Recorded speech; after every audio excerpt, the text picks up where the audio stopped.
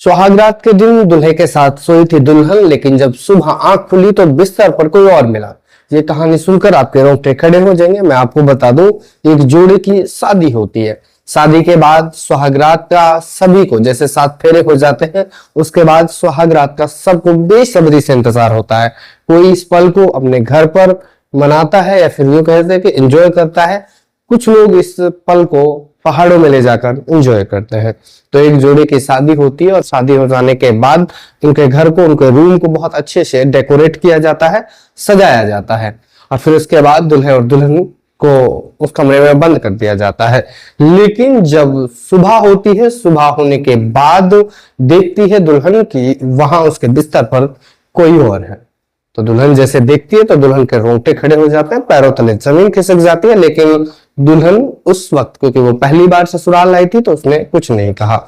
ऐसे ही धीरे धीरे ये सिलसिला लगभग करीब 2 महीने तक चलता रहा और इस बात का जब उसने विरोध किया, उसने अपने ससुराल वालों से कहा कि ये गलत है और उसने विरोध किया, तो सबसे पहले तो उसके पति को जब उसने बताया तो उसके पति ने इस बात को टाल मटोल किया और उसके बाद जब ससुराल वालों से बताया तो ससुराल वाले ने उल्टा उसको डराया, धमकाया इस बात के लिए और फिर उससे कहा गया कि आप ऐसे ही करते रहो। उसके बाद महिला जो है वो अपने गांव जाती है। गांव जाने के बाद अपने ससुराल पक्ष पर केस दर्ज करा देती है।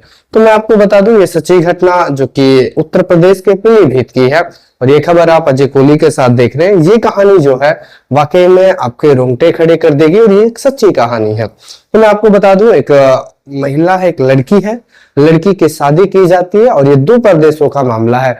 लड़की उत्तराखंड की होती है, उत्तराखंड के एक शक्ति फार्मा जगह है, वहां की ये लड़की है और उसकी शादी जो है वो पीलीभीत में की जाती है, यूपी के यानी कि उत्तर प्रदेश के पीलीभीत में शादी हो जाती है। शादी हो जाने के बाद जो हिंदू रीति रिवाज है उनके अनुसार वो शादी की जाती है।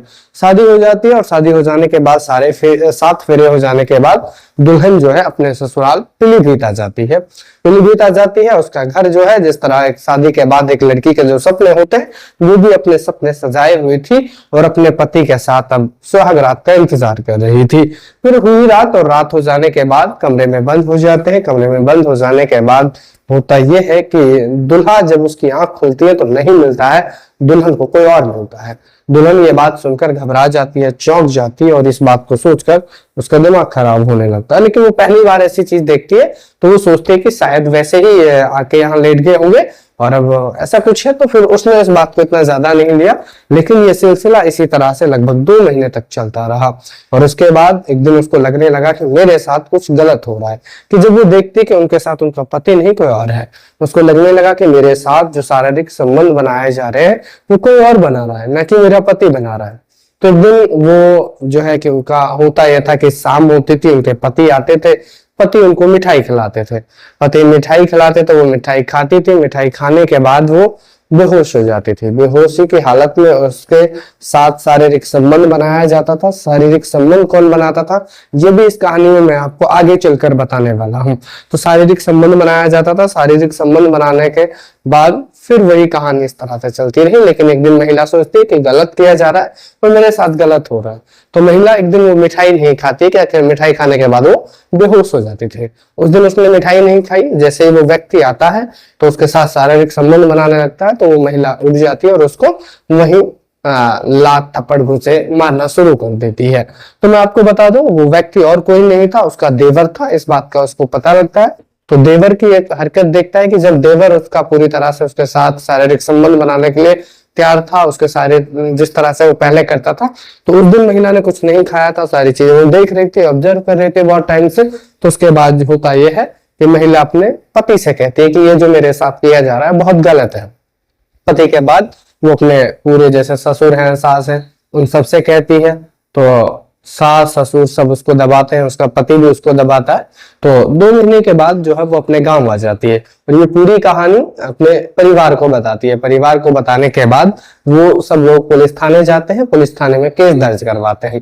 वहां पर महिला बताती है कि मेरी शादी होती है, शादी की सुबह जब मैं देखती हूँ तो मेरे देवर जो है वो मेरे बिस्तर पे पाते हैं। तो ऐसे धीरे धीरे मैंने कई बार ऐसा देखा कि मेरे देवर मेरे बिस्तर पे है और मेरे साथ वो शारीरिक संबंध बना रहे। इस बात को मैंने ध्यान से सोचा तो फिर एक दिन मैंने इस बात को जानने के लिए, मुझे रोज मेरे जो पति हैं वो मिठाई खिलाया करते थे उस दिन मैंने मिठाई नहीं खाई। तो उसके बाद देखा कि मेरे देवर आते हैं, अपने कपड़े उतारते हैं और मेरे साथ वो शारीरिक संबंध बनाने के जबरदस्ती करते हैं। तो मैं उस दिन मिठाई नहीं खाई थी, तो मैंने जाकर उसमें थप्पड़ लात मुंह से मारने शुरू कर दिए, जिससे मैंने पता हुआ तो मैंने चिल्लाई और मैंने अपने परिवार के सब लोगों को बताया। तो उन लोगों ने मुझे दबाने की कोशिश की। फिर मैं अपने घर आई तो मैं अपने माँ बाप को बताकर मैं आपके पास यहाँ आई हूँ।